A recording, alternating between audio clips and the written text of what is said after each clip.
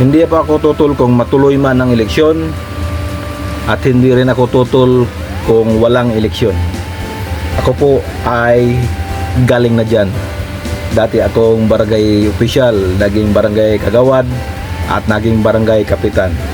So ako po ay sumusunod kung ano man ang itinakda ng ating batas. Kaya ngayon, usap po tayo mga kapobre.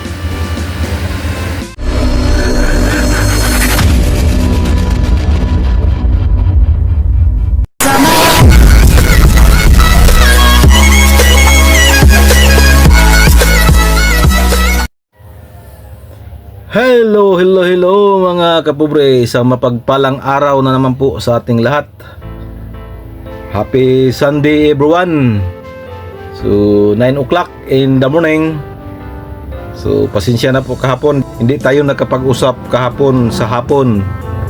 Sa umaga nakapag-usap pa tayo sa ating araw-araw na talakayan ang barangay at SK election. So kahapon sa hapon ay hindi na po ako nakapag-update kasi po gabi na po kami dumating. Galing po kaming Tacloban Airport. Inatid namin ang aking anak na babae. Balik na po sa trabaho sa Maynila.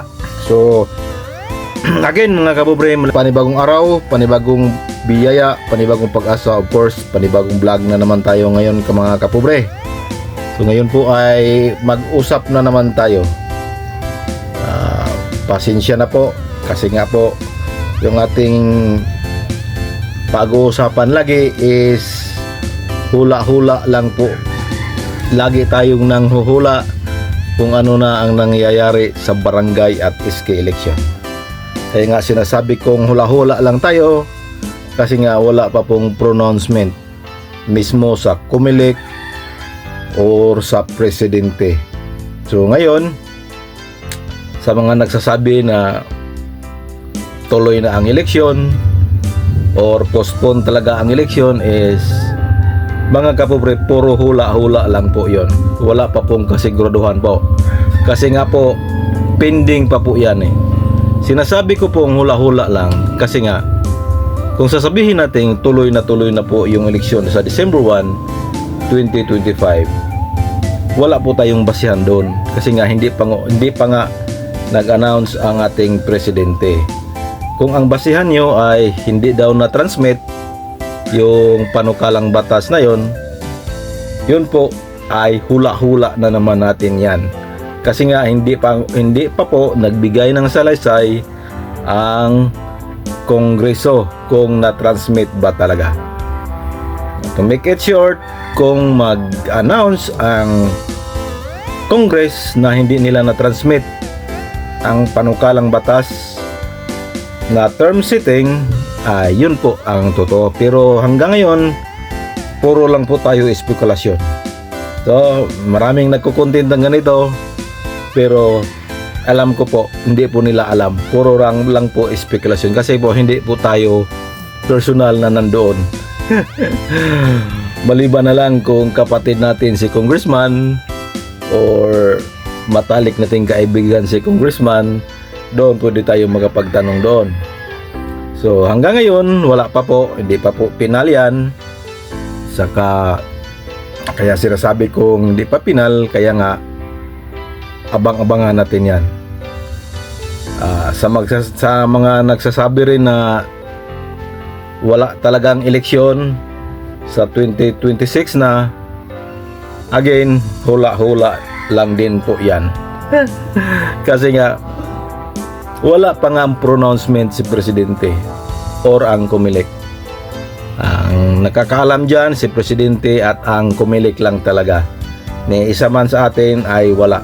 Kaya itong ating mga content na to is hula-hula lang. Kaya yung mga kaibigan natin dyan, mga kapobre natin dyan, wag lang kayong magalit kasi wala pa ngang final na pronouncement.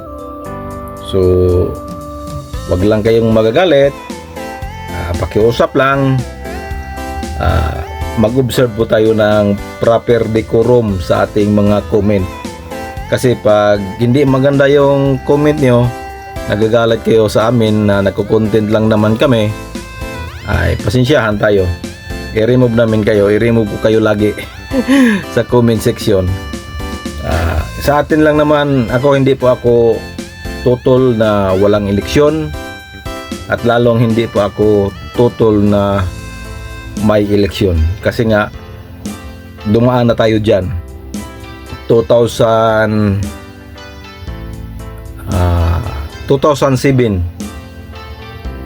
tumakbo akong kagawa dito sa aming barangay, nanalo ako, rank number 2. Then na-re-elected na ako noong 2010,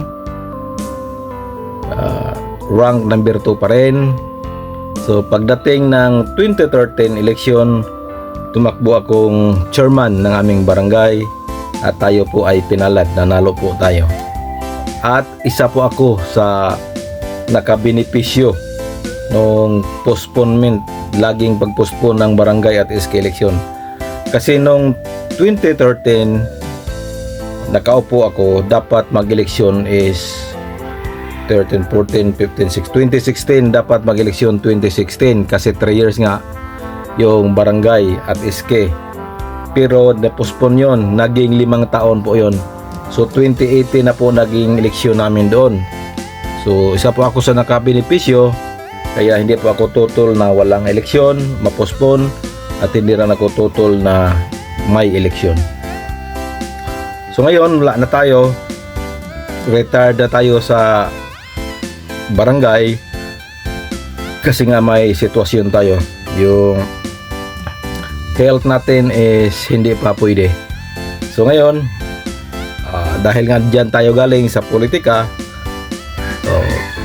ayaan nyo namang i-share ko yung mga naalalaman ko din, kunting kaalaman sa politika. So ngayon mga kapobre is wala tayong magagawa kundi hintay-hintay lang sa mga pronouncement ng Pangulo. Again, kung matuloy man ngayong December 1, 2025 is sinasabi ko po, wala pong problema sa akin yan. Kaso lang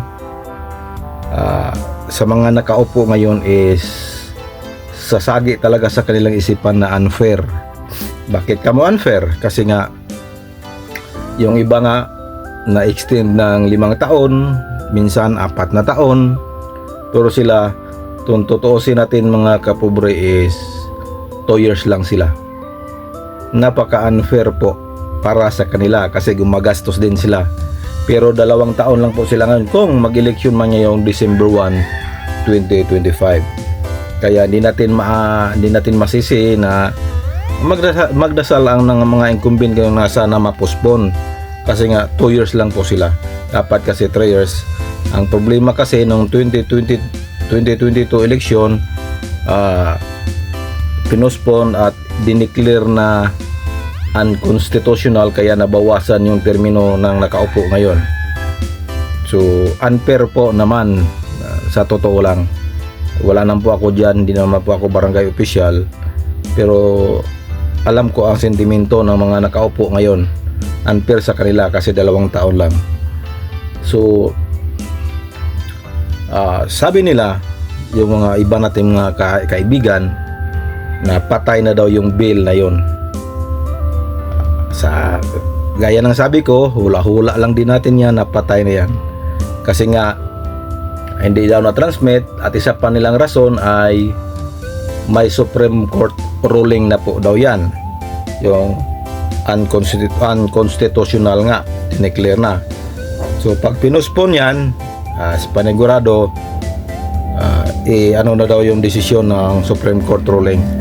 Pero kung tutuusin mga kapobre, yung dineclare na unconstitutional is postponement yun, yung pagpostpone noong 2022. So ngayon, ang iba kasi ngayon yung bill na pinilay nila is term setting bill, kaya magkaiba. Kaya sinasabi ko na hindi siguro yan